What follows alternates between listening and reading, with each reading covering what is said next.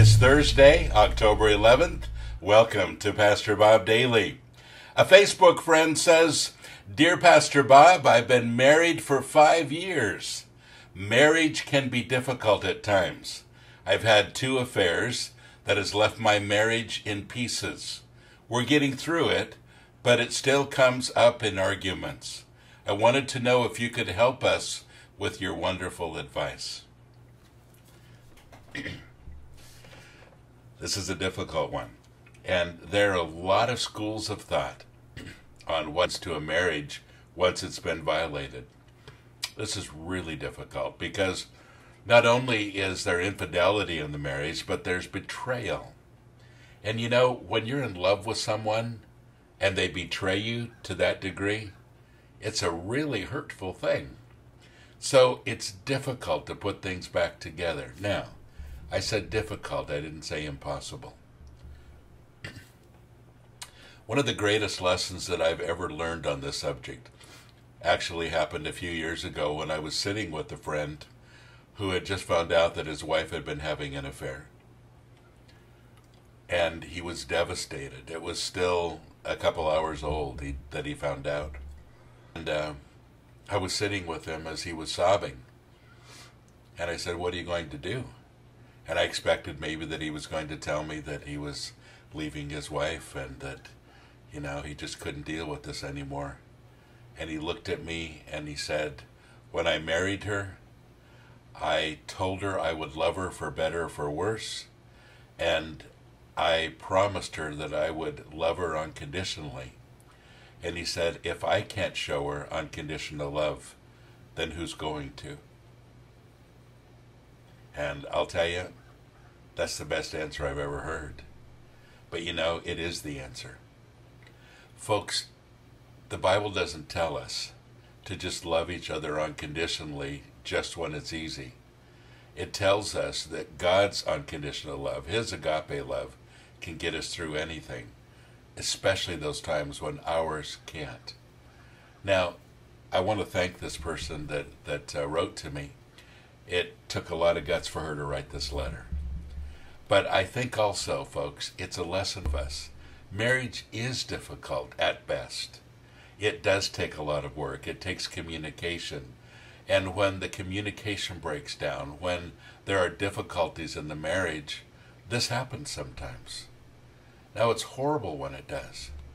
But what happens when your marriage is in pieces? Well, the first thing that happens is that it does come up in arguments because that betrayal is there. Forgiveness has to be active and trust has to be earned once again. Trust doesn't come easy. A quick trip through the book of Proverbs tells us not to easily trust someone who has betrayed our confidence. And that goes for marriage as well. We're told to love each other unconditionally. But folks, trust is earned. And in marriage especially, you know how this is. People have to learn how to trust each other.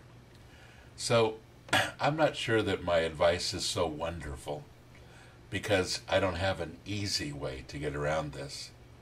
But folks, I really do believe that God asks us to be unconditional with each other. And it involves 3 things. It involves, first of all, saying, "I decided to love you for better or for worse. This may be about as bad as it gets, but I still love you." Secondly, it's realizing that you don't have the kind of communication that you need to have. So communicate, communicate, communicate. That's really important. Communication is the very thing that will get you through. Sit down and talk it out. Find out why it happens. Affairs don't just happen. Sometimes it's a last emotional resort for someone, especially for women. So find out why it happened. And, it's so easy for the husband to blame his wife for the whole thing, and yet he's got to figure out what his part was as well. And thirdly, realize that trust is earned. And do everything that you can to build the trust once again in your relationship. It may take a little bit of time, but it's worth whatever it takes to putting it together. Do I believe this marriage can be saved? Absolutely. Absolutely. And I believe it's going to take some work. So if you don't have people helping you through it, please do. Find an older couple that's been married for a long time. Find someone that you trust that can speak into your life and really help you through those communication and trust issues. Someone that can ask you the tough questions. And don't be afraid to discuss those things. It's good for you, and it'll be good for your children as well. And I pray for you the very best. God bless you. Have a great day.